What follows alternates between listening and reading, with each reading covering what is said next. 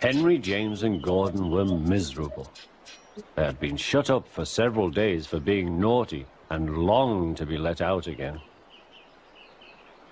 At last Sir Topham Hatt arrived. "I hope you are sorry," he said, "and understand that every job on the railway is important. We have a new tank engine called Percy, who helps pull coaches, and Thomas and Edward have worked the main line nicely. But I will let you out now if you promise to work hard." "Yes, sir," said the three engines, "we will." "That's right, but please remember that this no shunting nonsense must stop." He then told Percy, Edward, and Thomas that they could go and play on the branch line for a few days. And they ran off happily to find Annie and Clarabel at the junction. The two coaches were so pleased to see Thomas again. Edward and Percy played with freight cars. "Stop, stop, stop," screamed the cars as they were pushed into their proper sidings. But the two engines laughed and went on shunting till the cars were tidily arranged. Next, Edward took some empty cars to the quarry. Percy was left alone, but he didn't mind a bit. He liked watching the trains and being cheeky to the other engines. "Hurry, hurry, hurry," he would call, and they got very cross.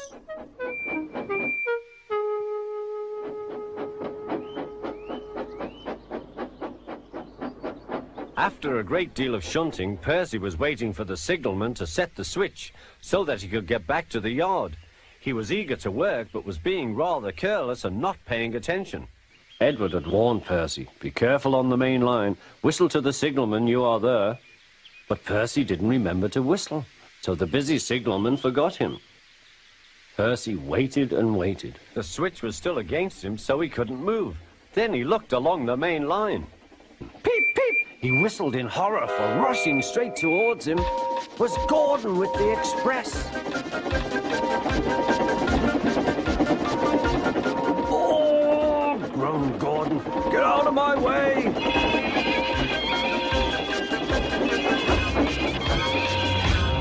Percy opened his eyes.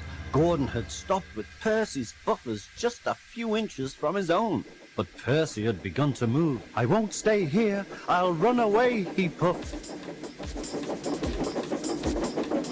He went straight through Edward's station and was so frightened that he ran right up Gordon's hill without stopping.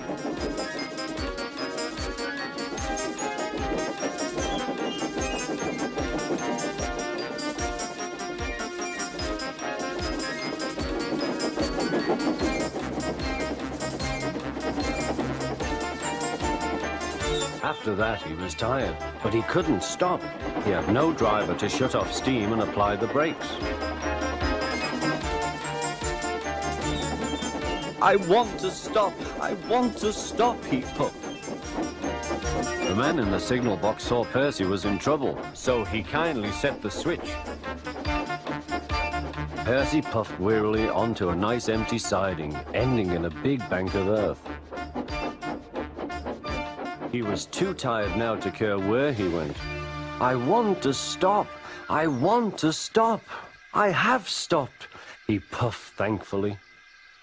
"Never mind, Percy," said the workman as they dug him out.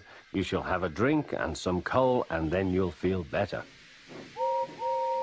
Presently, Gordon arrived. "Well done, Percy. You started so quickly that you stopped a nasty accident." "I'm sorry I was cheeky," said Percy. "You were clever to stop." Then Gordon helped pull Percy out from the bank. The two engines are now good friends, but Percy is always most careful when he goes on the main line.